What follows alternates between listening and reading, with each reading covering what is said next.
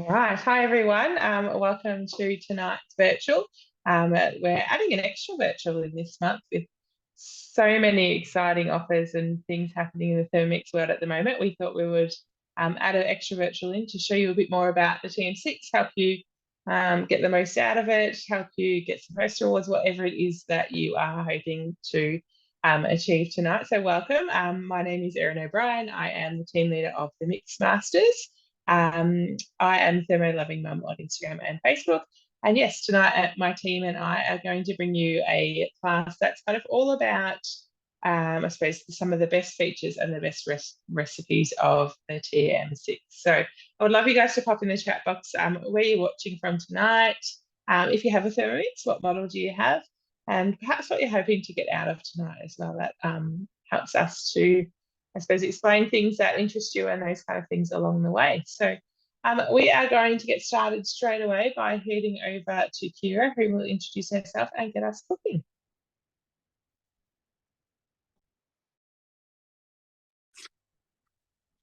Hi, I'm Kira. I'm located in Maui. I'm a Thermo Loving Hairdresser on Facebook, if anybody wants to give a follow. And today I'm going to be cooking some creamy vanilla yogurt. Yogurt is something that we have a lot of in our house, so it is something that saves us a ton of money. So today I'm going to be cooking the creamy vanilla yogurt. So I'll get in a bit closer. Has anybody made yogurt in their Thermomix that has the TM6 or even the TM5? I just find it so easy and convenient with the fermentation mode in the TM6.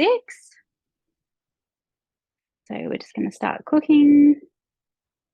So it says to set aside 8 small glass jars. We're not going to do it in glass jars today. We're going to do it in the white thermo server instead. So it says to pop a small bowl in the lid. I have already pre-measured out my yogurt in there. It says 55 grams of natural yogurt. The main thing with making yogurt is you just want to make sure that it's got live cultures in your starter yogurt. Set the small bowl aside.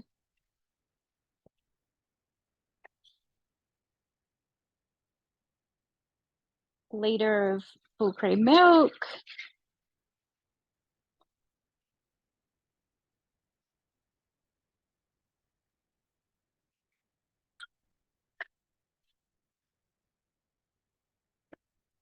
And this one says to add a vanilla bean pod. I don't have any. I'm just going to use a vanilla bean paste. So I'm just going to do a decent squirt of it in there.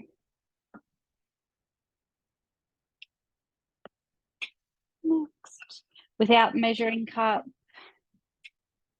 I'm going to pop the lid on and we're going to heat that up to 80 degrees for 10 minutes. And then once that's done, we're going to let it cool down to 45 degrees. Awesome. Thank you, Kira. All right, we will come back to Kira once her yogurt has cooled down at the end to show us how she finished off and what to do to start the fermentation process. So now we are going to head on over to Jess, who's going to just introduce herself and get started. Hey everyone, I'm Jess. I'm based in the Wimmera, and on all my socials I am Thermolife on the farm. Today I am going to be using the sugar stages mode of the TM6. So this is one of the new modes that's exclusive to the TM6, purely just because the temperature goes so high now. It can go up to 160 degrees, so we can start doing really fun things with the sugar stages. So thinking like toffee and honeycomb, you make lollipops, you make toffee apples. So today I'm doing something really healthy, and I'm making some caramel popcorn. So we'll just jump in here. So I just went to the My Week function and I put it into my meal plan, and we'll just go to start cooking.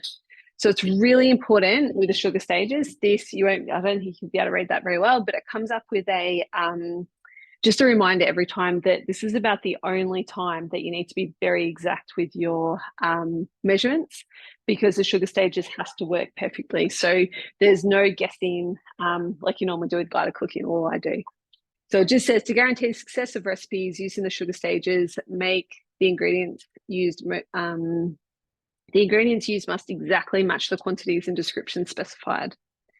So we'll just go next, and we're just going to pop in 300 grams of sugar. So beauty is we can just measure straight in. On the TM6, the scales are actually 1 gram accurate, which is fantastic for this accuracy of the recipes. And anything else that you're cooking, so you can really be quite confident if you just put in a teaspoon in of anything while you're baking or doing anything like that now. So we'll just be nice and exact. That's 300 grams. Next, we've got 80 grams of water. So again, with liquids, always make sure you just go that little bit slower, because you want to be exact this time. And the scales do take a little bit to catch up to the liquid going in. As I said, I'm not usually this exact, but I am with sugar stages.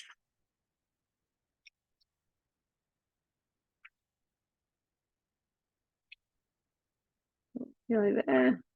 There we go. 20 grams of honey. Has anyone used the sugar stages before in their TM6? Or are you making things like toffee or honeycomb? Or have you actually tried to burn your house down previously, trying to make it on the stove? It's something that I would never, ever have attempted. I have bad memories of my sister trying to burn down our house making toffee. When we were kids, so I've never attempted it. There we go, and there's our 20 grams of honey. Go next. This is without measuring cup, which is lucky because I didn't have it here. So we're just going to do 22 minutes on the maximum temperature. So that is that 160 degrees, as I said before. And then being the sugar stages mode, we just have to turn the dial. So that is now going to cook away for 22 minutes. And this next step here just says to prepare 100 grams of popcorn while it's cooking. So I can leave you now. We can go on to someone else while this cooks down. Amazing. Thanks, Jess. I love the sugar stages worries. too. So many fun recipes. They're all obviously treats, but Yep, not healthy, but fun. Some fun things to try, that's for sure. That's right. Okay, now we are going to head on over and meet Mel. You just need to take off mute there, Mel. Thanks. Unmute, there we go. Hi everyone, my name's Mel. I am Mixed with Mel on socials, and tonight we are doing a pizza bianca, and I'm going to show you how to do the dough mode. So we'll get started. I've already preheated my oven. I've got my tray ready, and I'm going to add in my garlic cloves. And next, I don't have any fresh rosemary, but I'm just going to use dried. That's fine. I'm going to add a good amount in there. And I added in a few extra garlics as well because I like garlics on it. And I also add in my oil at this stage as well because it helps to spread it onto your pizza bianca when it's cooked rather than adding it on later. So I'm going to add my lid on there and hit chop on speed 7 for 4 seconds.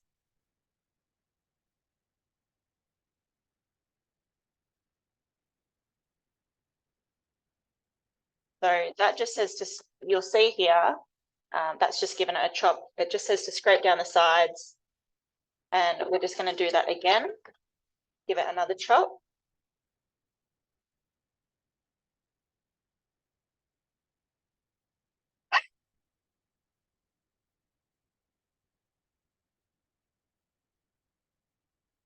And then hit next. So I'm going to add that into a bowl. Oops, what does that say? To set aside for later. So you see that's chopped up really well. So as I said, that's just couple of garlics. You can add more if you like, and as much rosemary as you like. And I've added my oil in there as well. I added a good amount of oil. As I said, it makes it easier to spread onto your pizza later. Or if you wanted to wait and then just drizzle the oil on when your pizza base is ready. I'm going to leave all that in there as well because that's going to mix in with the dough. So that gives it a really nice flavour through your dough. And that's my chopped up garlic there. Next, I'm going to add in the water. So 220 grams of water.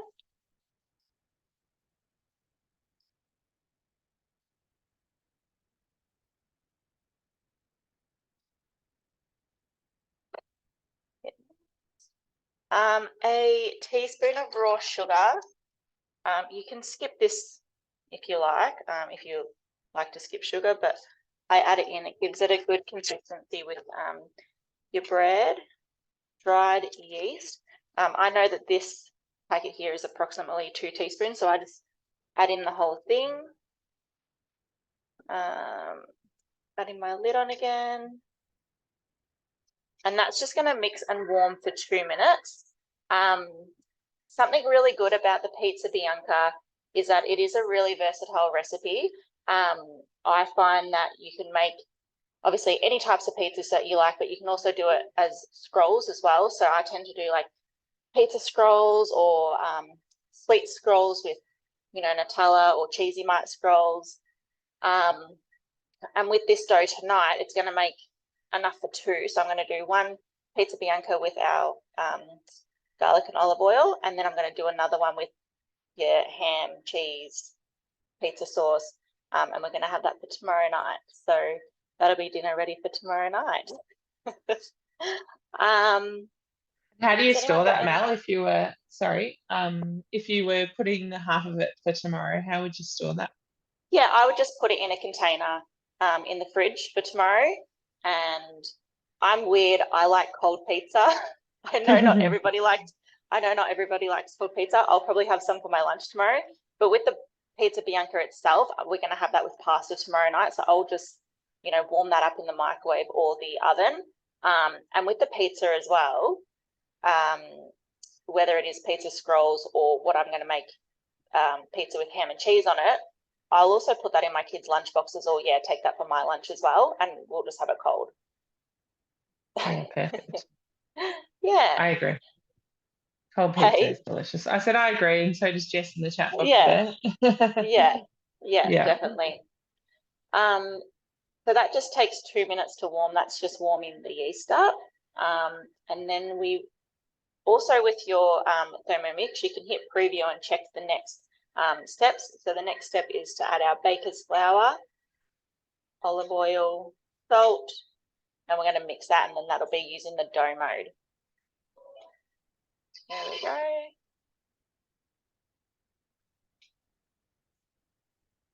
Cool.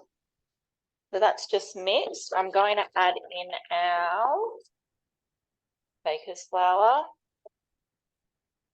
and that's 400 grams.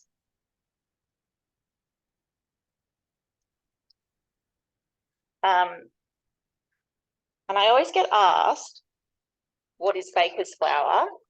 Erin, correct me if I'm wrong.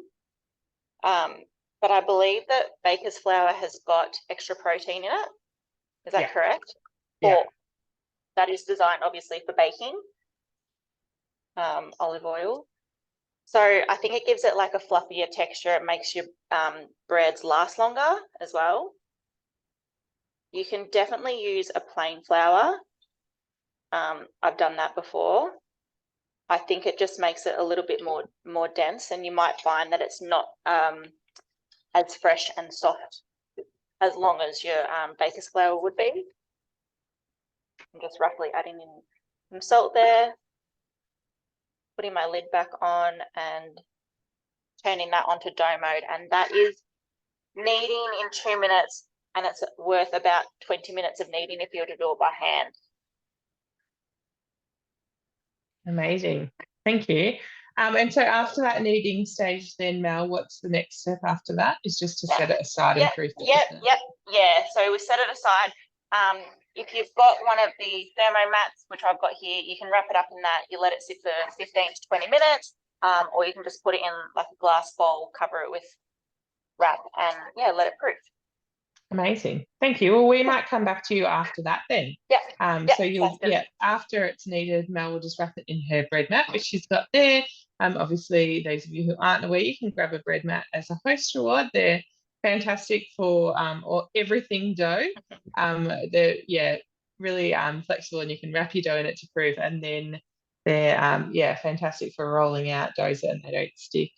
Amazing. One of my favorite Thermomix products. But yes, that is available as a host reward with the oven mat as well. So if you're interested in that, make sure you reach out to your consultant. So we'll come back when that's proofed and finish it off. But now we are going to head on over to Lisa. Hi everyone, my name's Lisa and I am ThermoMix for 6. I've been a consultant for a couple of years now and I absolutely love cooking classes. Tonight I am cooking the beef fajita recipe. So pop it in the chat box, let me know, have you made this recipe before? This is on high rotation in our house. So this is probably once a fortnight recipe and is absolutely delicious. So our first step, we're going to go in with some cheese. We've got 200 grams of cheese. And we're going to chop that up. Lid on, next, 3 seconds, speed 7.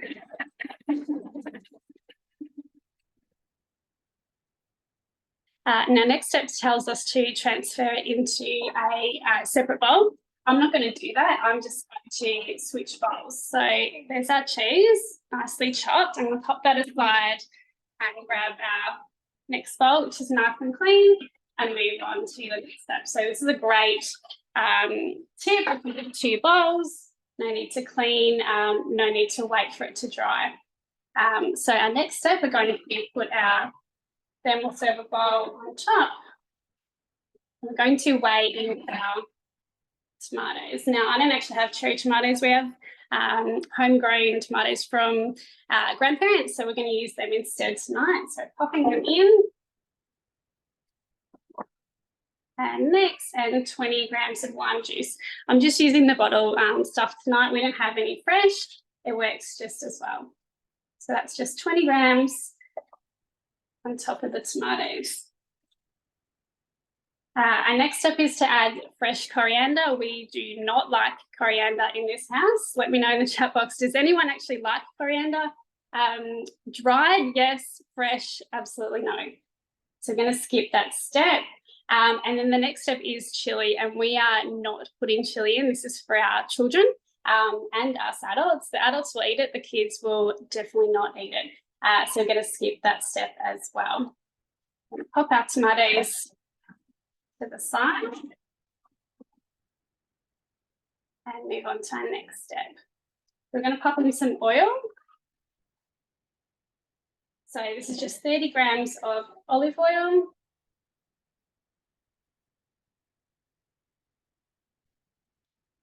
Next, and we've got 170 grams of red onion.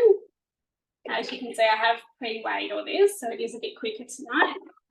But using the scales, obviously that made my job easier this afternoon, just prepping. We've got 180 grams of red capsicum.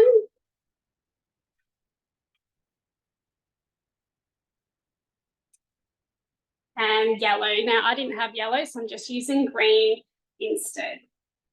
It won't be as sweet, but it'll still be absolutely delicious. Next, and we're going to pop our lid on, and we're going to put our splash guard on. So this is our splash guard. So this is used for high heat. So it's going to keep all the splatters in there. It's going to let the steam escape, and it's going to saute those vegetables really nicely. So we're just going to click done, and it's preset, 8 minutes maximum. Turn the dial, and we're sauteing. Amazing. Thanks, Lisa. There's a quick question in the chat box of whether you used your cutter to do your veggies or did them by hand today. Yes. So I actually did them by hand tonight because I was already chopping up other fruit, cantaloupe and watermelon. So I just chopped it with the knife tonight, but I have done in the past use the cutter, and the cutter is amazing for that type of thing. Yes, I often use it. We make this fajita recipe all the time, so my little ones love it, minus the chili and minus the coriander as well. Must be But key. yes, it makes very light work of the onions and the capsicums, doesn't it? Definitely, definitely. Awesome. So for those of you who aren't aware, the high heat mode, which Lisa is using now, I don't know whether we might end up being able to hear a bit of the sizzle or not, goes 40 degrees hotter than the TM5 and 60 degrees hotter than the TM31, the original Thermomix. So the TM31, the maximum temperature on that was 100 degrees. The TM5, the max temperature was 120, and now the TM6 is 160, like Jess said before.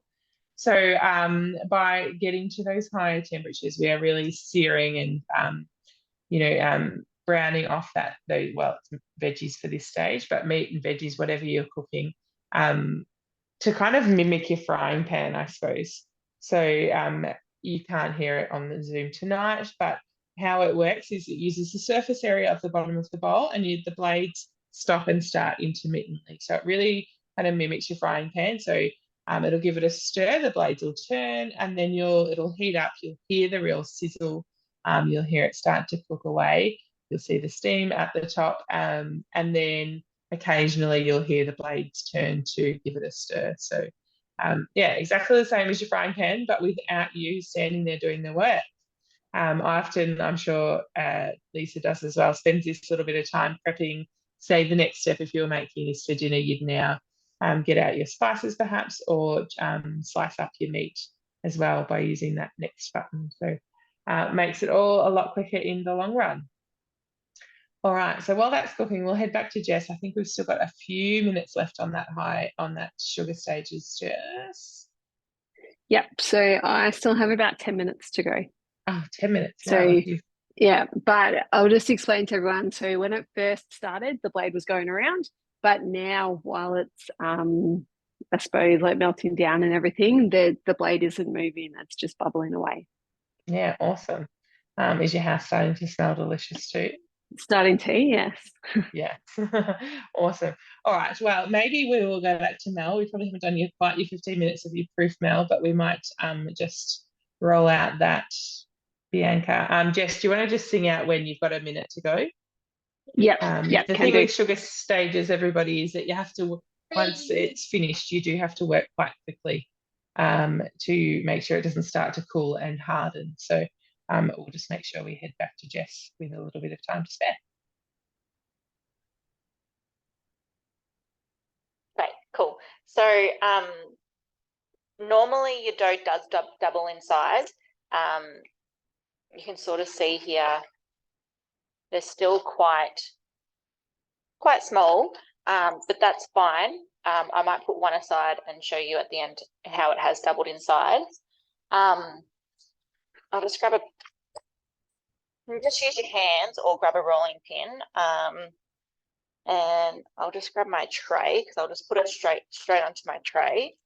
Can you see what I'm doing here, or is my camera too high? No, that's all right. We can just yeah. So I always think like the pizza Bianca is a bit of a like rustic sort of pizza. I usually just roll it out with my hands, as you can see there, and then pretty much just using half of your mix here, and just spreading it. And this is why I use extra garlic, extra rosemary, and extra oil, because I just love having a lot on the pizza here, and it tastes so good. I agree. Load it up. Yeah, I pretty much double it, to be honest. And what I was going to say as well is, while that is sitting there proofing for your 15-20 minutes, I find, as well as when the Thermomix is cooking your pasta or your fajitas or whatever you might be cooking, that's when I have time to run around and do everything else in the kitchen. So whether it's your school lunches or your washing or homework, or just even 10 minutes to yourself. But that's what I love. So that's my pizza Bianca ready to go in the oven, and that'll go in for about 10-15 minutes. So I'm going to chuck that in now. Awesome. Thank you. Super, super easy. Everybody The reason we wanted to show Pizza Bianca is because I think it genuinely is one of the best recipes on Cookie-Doo, one of the easiest, most versatile recipes. You can, make it easily. You can put anything on it, change it around, like Mel said, and it goes with anything as well. So, if you've got unexpected guests, you can have a side to bulk out your dinner done in, half an hour, which is amazing. So, thank you, I find Mel. it's like minimum ingredients as well, like for the Pizza Bianca itself. And then I usually just find anything else I've got in the fridge that I can chuck on top of it and just top it with cheese, and then everyone's happy. Yes, absolutely. All right, thank you, Mel. We'll come back to you at the end to see that all done. Yep. Jess, have we still got another 5 minutes or so? Yep, we've still got 6 minutes. Perfect. All right, we'll go over to Lisa and she can continue on with hers. So mine's still got about a minute and a half, but I'll have a bit of a chat. So the service server that I used before, so this is one of our post rewards. We've got 3 different sizes. This one is the round. I love this one. I feel like this one gets used the most in our house. Let me know in the chat box if you've got a thermos server, by the way. I'm not sure if you can see how used my lid is. This one gets used, I would say, daily. We use it for keeping the meals hot. We use it for pancakes on the weekend or waffles on the weekend, and so many different uses. And as well as keeping food hot, it can also keep food cold. So if you're making something like ice cream or fruity dream, pop it in there and it'll keep it colder for longer. One tip I have learned over the years is that if you wanted to keep it hotter for even longer again, is to boil some water and pop that in there for a couple of minutes, maybe 5 or so minutes prior to putting your food in there, tip the water out, and then pop your food in. Jess actually gave me a tip as well. If you want to prove your dough on a hot day, you can put boiling water in there and sit your dough on top. And that is a really great tip. Not so much in this weather, it's been quite warm, but if it's quite cold, I find that's a really great way to prove your dough if you're having trouble in the cold weather. So that is really good. We've got 7 seconds. Can everyone see the steam coming up at the moment? Let me know in the chat. Yeah. I definitely can, yeah. Well and truly done.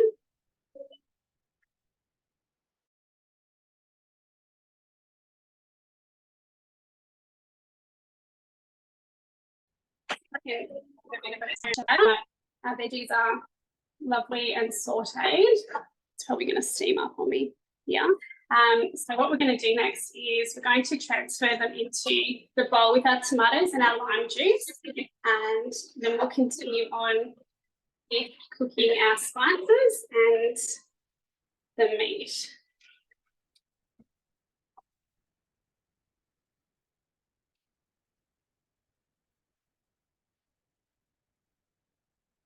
A bit better of a look. Can you see the nice caramelized veggies there? I think down the bottom obviously is definitely more caramelized. That's a really nice flavour there. So we're going to go straight in with our onion powder. So we've got 1 teaspoon of onion powder. Just make sure I put it around the blade, not on the top, so it is going to cook down nicely. So 2 1/4 teaspoons of ground cumin.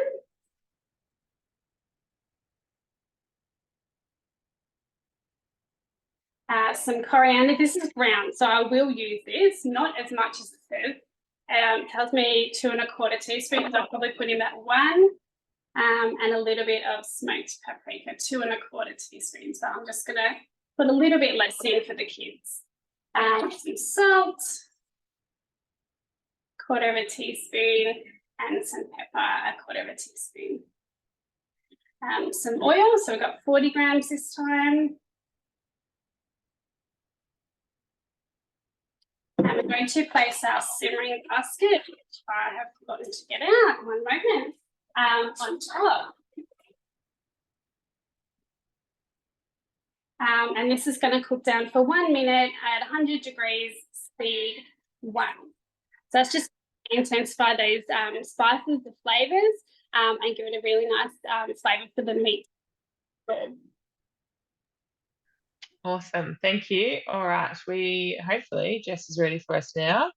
I feel like the timer on that 22 minutes seems to take forever, Jess. It does go forever. I still have about 1:40 to go. But what I will just explain to everyone is because I know that the like sugar stages, this part of it scares me because you've got to work so fast when it does end. So what I've done is I've actually pressed the preview button, and I know that my next step is a teaspoon of bicarbonate soda, and then I'm going to have to stir it with the spatula. So I'm ready for that, because then I have to quickly transfer it into the bowl with popcorn, mix it around. But the trick after that is the caramel will actually stick to the bowl. So we need to work fast so we can clean the bowl as well. So when you're working with sugar stages, if you're making honeycomb, anything like that, the trick is to actually be prepared now. So I have everything out that I need, so that I'm just waiting for it to finish up. So I can kind of see it just sitting there nicely now, and it's thickening. And then I can get going. So I don't think anyone wrote in the chat before, but has anyone used sugar stages yet? I've done mainly honeycomb is mine as well, my go-to. Yeah, my kids are at me to make lollipops. I've bought the sticks. I haven't actually got Yes, I have made them actually. They were a big hit with the kids. Yeah. Yeah, I've done quite a few. I know there's been lots of people that have been wanting to make honeycomb but too scared to. So I've done that at a few demos. Yeah. So that I'm like you say though, I think making sure you're just taking that couple of minutes to read the recipe before you start, read any hints and tips, and using that preview button to have everything prepped. That's right. You'll have success. And obviously, if you need any help, just sing out to us. Go for it. That's it. All right, here we go. So if you can see, oh, in there, not really, but we'll sprinkle that in and I'll stir it up. So you can see the caramel there. I'll pour it. Sorry, I can't really do this on camera very well, but I'm pouring that now into the popcorn. Like that. So I've got the popcorn here. We'll just stir this all around. As you can hear in the background, I've got my little helper as well. Just what you need with sugar stages. What would our classes be without your little helpers in the background, Jess? Oh, that's right. He's done them all his life, so he's used to it. He has. This is what's so great about being part of the team, guys, is that it's so flexible to work around your family. These classes, most of the time manage to have our kids in bed for them, but if they don't, it's perfectly fine too. And most of it's never me. All right, so the trick is to try and clean off the edge of that there. So now we're going to pour the popcorn into the tray that I've got out here so that we can separate, or else we're going to have just one big mess of popcorn, because as you can see, you may not be able to, but it's actually already sticky. It's already getting really sticky.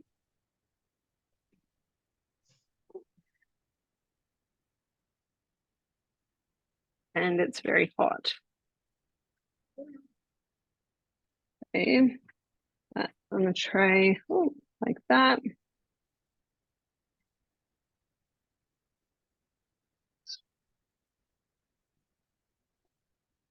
This recipe I can confirm is delicious, guys. If you haven't tried it before, make sure you add it to your to try folder for a nice treat, maybe for Easter or any other time.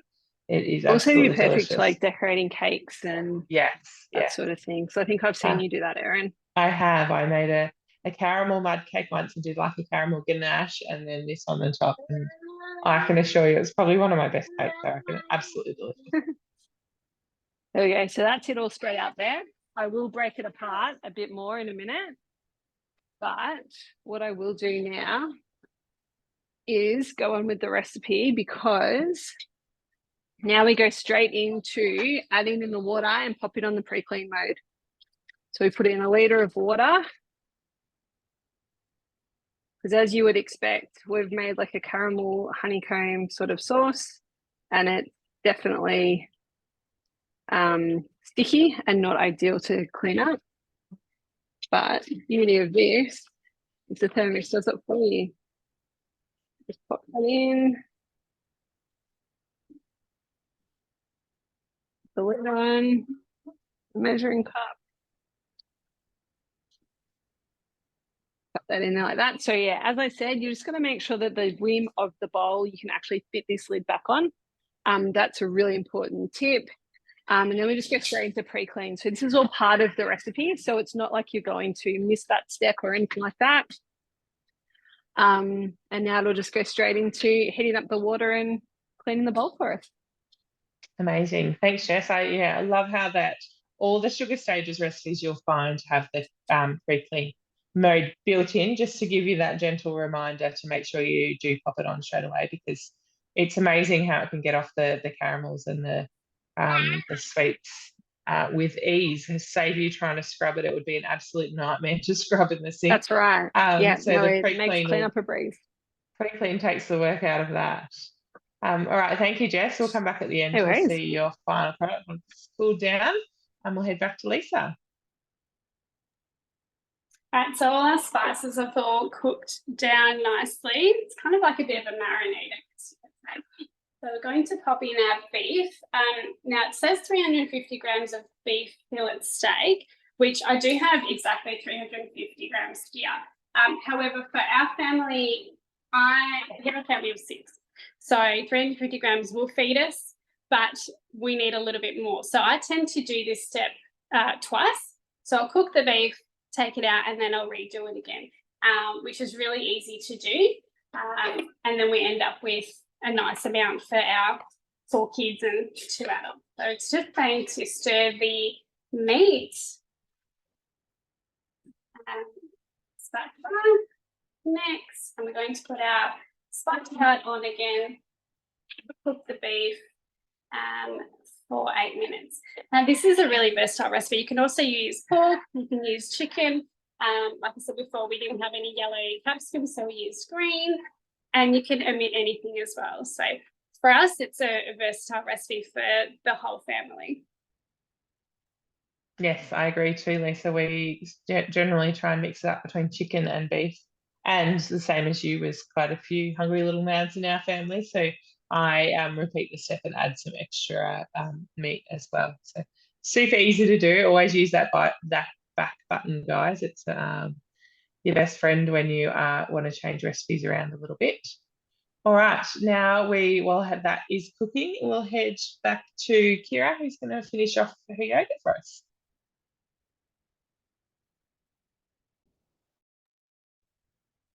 Okay, so our milk has finished cooling down to our 45 degrees. We are, it says to remove the vanilla bean pod. We didn't have one in, so we didn't need to do that. Now, I did add the vanilla paste into this recipe, but you don't have to. You can add extra flavors afterwards. When I make this for my daughter, I just make it as plain Greek yogurt, so I don't add any flavoring or anything. So it is very versatile. You can do it however suits you. So it's just asking to add a little bit of the milk into the yogurt that we reserved earlier. And now just to add our yogurt in to our bowl. 50 grams of full cream milk powder.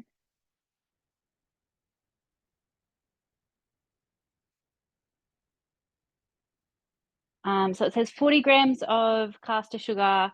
I've added half of that. I've done 20 grams. Once again, when I make it for my daughter, I don't add any of the sugar. You just adapt it to how your family likes it.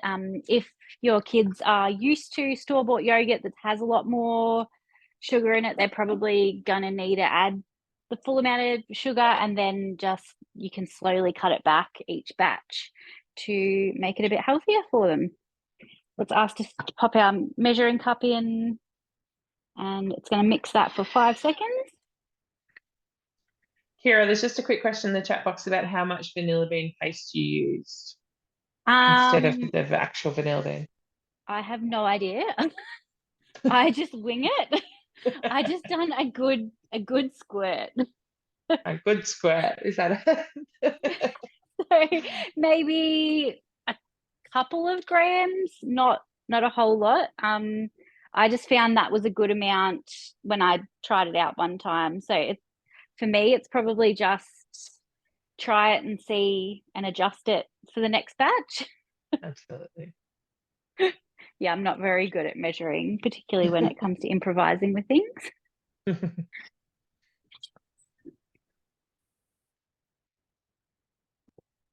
So now it's asking us to divide it between our glass jars. I'm obviously just going to put it in our white thermo server, which is one of our host rewards as well. So this one's really good. It does fit inside your Varoma. So it is perfect for making yogurt in the fermentation mode, which is the mode on the TM6. So it's saying to rinse our mixing bowl. I'm not going to do that. I am just going to swap over to my second bowl. I could not live without my second bowl. I actually have 3 bowls, and I was only with 2 for a little while recently, and that was a big struggle to just have the 2 when I'm used to having the 3.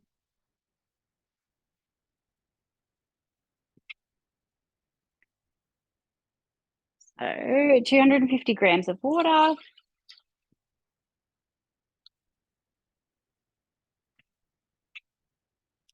Lemon juice, same again, I'm just going to use the bottled lemon juice just because that's what we've got at the moment. And it's nice and cheap to buy for this purpose when it's just going to the bowl. It's not actually being eaten at all.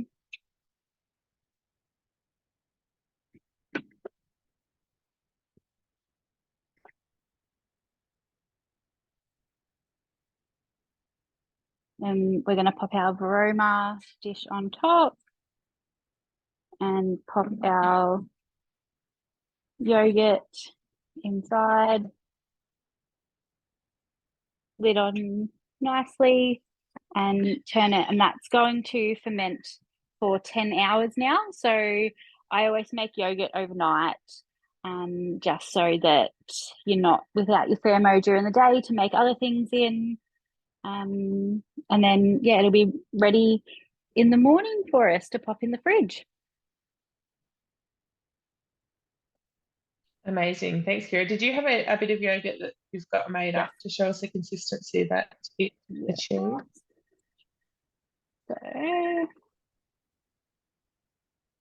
So this is a little tub that I had pre-made. So I don't know if you can see there. It's nice and thick. Yeah. So it's, So yeah, it does essentially make a really nice thick yogurt.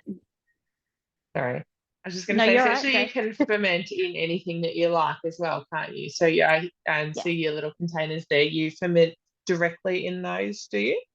Yes, yep. So I pour it all out into the little containers. I usually do it in pouches as well. So I normally do a mixture of small containers and pouches. So while it's still a liquid and nice and easy to pour out, I just pop it into all the containers and pop it into the Varoma. Makes it nice and easy to go rather than having it in a big tub that you have to then divide it into small ones. Yeah, amazing. So yeah, guys, essentially anything that is food safe, and I suppose, you know, heating safe to a certain degree. It doesn't have to be, it only ferments at a low temperature, so it doesn't have to be, you know, oven safe by any means, but any kind of Tupperware, that kind of thing that is food safe and fits in your room and has a lid, you can ferment yogurt in. So the white thermo server is my favorite. It is perfect. It fits in there perfectly. It fits a whole batch of yogurt perfectly. But yeah, if you don't have those and you have something else, it is still perfect to use. Use whatever suits you. Have you got any particular pouches that you like, Kira? So I like the Cherub Baby ones and the Cinchi. They're probably my 2 favorites. but the Cherub Baby ones, I think it's Cherub Baby, yeah, they're super affordable. You can order them online, and I'm pretty sure you can get them from Chemist Warehouse as well. Awesome. And they do have 2 different sizes, which is convenient as well. Perfect. Awesome. Well, thank you so much, Kira. We will leave you with your yogurt fermenting overnight. Thank you. All right, we're going to head back to Lisa, and I think her fajita should be just about done. Yeah, perfect timing actually, Erin. It literally just stopped then. So that has cooked down absolutely beautifully. Hopefully you can see in the bowl, the meat is really nicely browned, and it'll be really tender as well. Because it cooked on the high heat, it hasn't it hasn't burnt or anything like that. The meat is really nice and tender. So we're just going to add it to our veggies.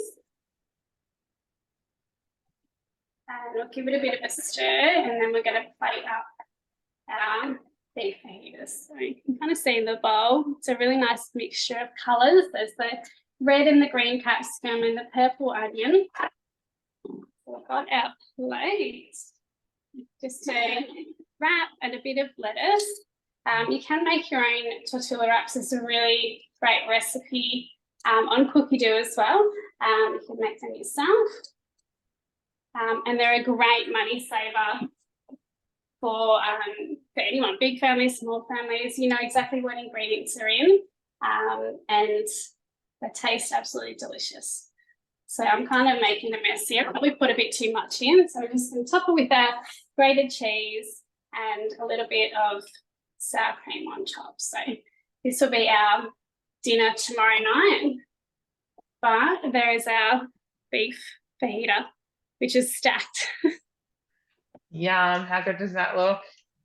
It's such a delicious and quick and easy meal. It's a perfect weeknight meal, I think. And Definitely. the kids can, make it themselves when they're, serving it up. So I think that helps them eat and enjoy it too sometimes, doesn't it? Yeah, definitely. And you know what? It's funny because it's got, the onion and the capsicum in it.